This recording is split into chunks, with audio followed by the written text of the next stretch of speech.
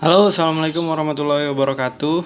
Alhamdulillah kita bertemu lagi dengan saya Boy Sandi, guru seni budaya kalian. Kita akan lanjut ke materi selanjutnya. Saya lihat masih ada yang belum upload karya lukis semester lalu, semester 1, yaitu melukis buah-buahan dengan gaya berkarya seni lukis. Ada gaya abstrak, gaya surrealis, gaya realis, dan macam-macam lagi yang lainnya. Masih ada yang belum upload di Instagram kelasnya. Saya harap itu diupload karena itu tugas pertamanya, ya, tugas pertama kalian itu. Nah, dan saya rasa itu tidak sulit tugasnya. Tugasnya cuma kalian foto karya kalian yang lalu, terus kalian kasih ke admin, nanti admin yang upload karyanya di Instagramnya itu. Kenapa susah sekali untuk upload doang, ya. Kemarin kita sudah masuk ke materi selanjutnya. Materi judul besar kita adalah menyelenggarakan pameran seni rupa 2 dan 3 dimensi hasil kreasi sendiri. Kemudian kita masuk ke judul perancangan pameran seni rupa 2 dimensi dan 3 dimensi hasil karya sendiri. Itu juga sudah kita bahas. Kemudian jenis-jenis pameran seni. Nah, kita masuk judul selanjutnya, yaitu rancangan pameran seni rupa 2 dimensi dan 3 dimensi hasil karya sendiri. Nah, kalau tadi pertama kita sudah merancang, kita sudah tahu apa itu maksud dari pameran, apa itu tujuan dari pameran. Kemudian kita sudah tahu jenis-jenisnya apa saja. Ada pameran tetap, ada pameran temporer, ada pameran traveling atau keliling.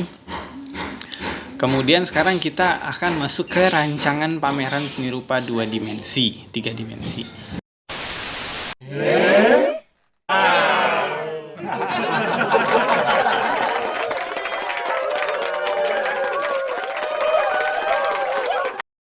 Pembuatan rancangan pameran karya seni rupa dibuat dalam bentuk proposal. Proposal dibuat secara detail mengenai deskripsi kegiatan serta biaya yang dibutuhkan untuk menyelenggarakan pameran tersebut. Setelah itu, proposal dapat diajukan kepada pihak-pihak yang bersedia untuk membantu pendanaan yang dibuat dengan proposal. Nah, saya akan tampilkan bagaimana runtunan struktur pembuatan proposal pameran.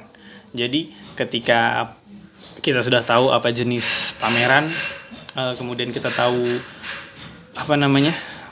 tujuan kita pameran, kemudian ide untuk berpamerannya itu dituangkan dalam sebuah media yang disebut proposal. Proposal pameran itu sama seperti proposal biasa yang sudah kalian buat di mata pelajaran bahasa Indonesia. Pasti ada pembuatan proposal. Kalian harus menjelaskan kegiatan pamerannya apa. Jadi seperti kegiatan pembuatan proposal itu, ya, standar bakunya adalah yang paling pertama itu latar belakang. Latar belakang, kalian menjelaskan apa tujuan dan maksud kalian membuat pameran. Yang kedua, poin kedua adalah nama kegiatan.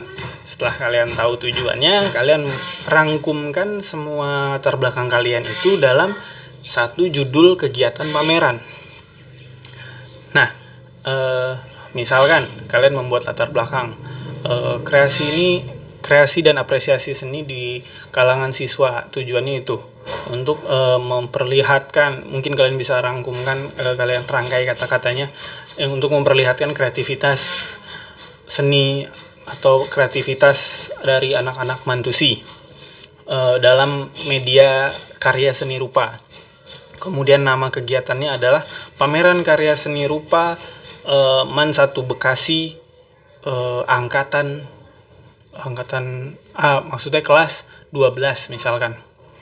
Kemudian bagian ketiga yang selanjutnya adalah landasan kegiatan, program pembelajaran. Landasan kegiatannya adalah program pembelajaran. Jadi kalian bisa runtunkan, kalian jelaskan apa maksud dari program pembelajaran tadi.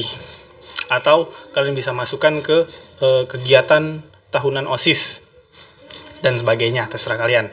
Kemudian tujuan kegiatan mungkin maksudnya memberikan tempat berekspresi bagi seniman-seniman Mantusi, kemudian meningkatkan apresiasi seni siswa Mantusi. Jadi setelah kita menuangkan karya kita butuh apresiasi.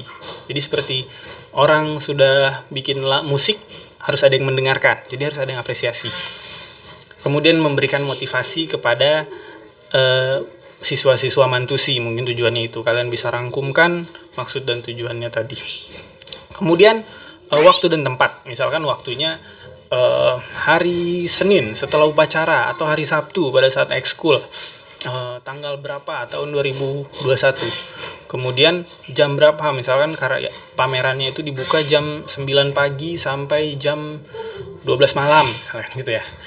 Tapi biasanya pameran-pameran yang sudah legit, karya seniman-seniman atau pameran-pameran yang sudah benar-benar pameran itu, seniman-seniman yang berpameran itu biasanya pembukaannya itu jam malam. Jadi sekitar jam 9 malam atau jam 8 atau jam 10, biasanya seperti itu. Karena biasanya kegiatan-kegiatan kesenian itu biasanya diadakan malam, karena siang biasanya kerja gitu kan. Kemudian tempatnya, misalnya tempatnya adalah Gedung Serbaguna Man 1 Bekasi, yang mana itu tidak ada kan. Kemudian yang terakhir yang selanjutnya F adalah susunan panitiaan. Pelindungnya siapa atau penanggung jawabnya, misalnya kepala sekolah, kemudian pembimbing, guru seni budaya, kemudian ketua, wakil ketua, sekretaris, bendahara, seksi bidang. Itu ada perlengkapan, misalkan penerima tamu, dekorasi, pembantu umum, dokumentasi, ada konsumsi, misalkan ada seksi keamanan, peralatan dan segala macamnya diruntunkan, dijelaskan siapa saja orang-orangnya, siapa saja penanggung jawabnya. Kemudian yang terakhir itu yang paling krusial, yang paling penting dari proposal itu adalah rancangan anggaran biaya.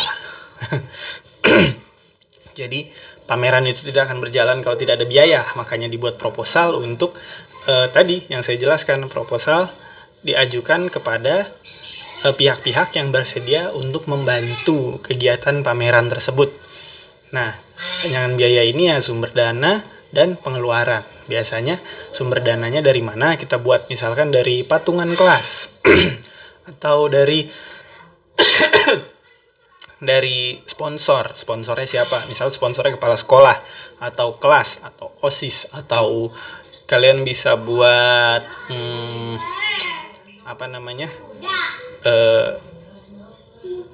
list donatur, misalkan kalian minta sumbangan ke guru-guru atau segala macamnya. Biasanya kalau pameran-pameran yang berhasil itu mereka memanfaatkan koleganya, teman bisnisnya, ada suatu perusahaan yang masuk proposal, kemudian dapat dana dan sebagainya. Biasanya kalau orang siswa-siswa yang kreatif, biasanya saya lihat yang sekolah-sekolah yang acaranya besar-besar dengan dana yang besar, itu biasanya memanfaatkan orang tua. Jadi donaturnya adalah orang tua kalian masing-masing misalkan. Kemudian ada siswa yang orang tuanya punya pabrik, punya perusahaan, itu dipergunakan untuk mencari dana-dana kegiatan pameran tersebut. Sampai situ saja materi selanjutnya. Tadi saya sudah tambahkan satu pameran keliling dan kita masuk ke rancangan pameran seni rupa 2 dan 3 dimensi hasil karya sendiri. Nah, minggu depan kita akan masuk ke pelaksanaan pameran. Mungkin bisa jadi kita masuk ke, saya akan memberikan tutorial membuat karya. Nah, seperti yang sudah saya jelaskan, biasanya di kegiatan pembelajaran seni budaya pasti ada yang namanya praktek seni budaya. Nah, semester lalu kita sudah belajar atau praktek berkarya 2 dimensi, yaitu lukis. Nah, di semester ini saya ingin kalian untuk praktek 3 dimensinya. Jadi karena judulnya berkarya seni rupa 2 dimensi dan 3 dimensi, jadi kalian harus membuat karya 3 dimensi. Ya, bisa jadi mungkin minggu depan kita masuk ke materi selanjutnya, atau membuat karya 3 dimensi. Nanti saya berikan tutorial. Seperti biasa, kalian akan membeli bahan prakteknya. Kalau kalian tidak bisa mencari, saya yakin kalian tidak bisa mencari bahan-bahan prakteknya, kecuali alat prakteknya pasti ada. Alatnya biasa seperti pensil, gunting, penghapus, dan lain sebagainya. Nah, bahannya akan saya terangkan minggu depan. Saya akan titip di satu toko di dekat MAN yang kalian bisa ambil di sana. Kemudian minggu depan lah saya jelaskan seperti apanya. Tapi yang saya harapkan kalian bisa mempersiapkan uang untuk membeli bahan prakteknya, ya. Seperti biasa yang dari dulu saya jelaskan, kalau pembelajaran seni budaya pasti ada kegiatan praktek berkeseniannya, ya. Nah, nanti akan saya bikinkan tutorial, saya berikan bahan praktek, dan kalian bisa berpraktek di rumah.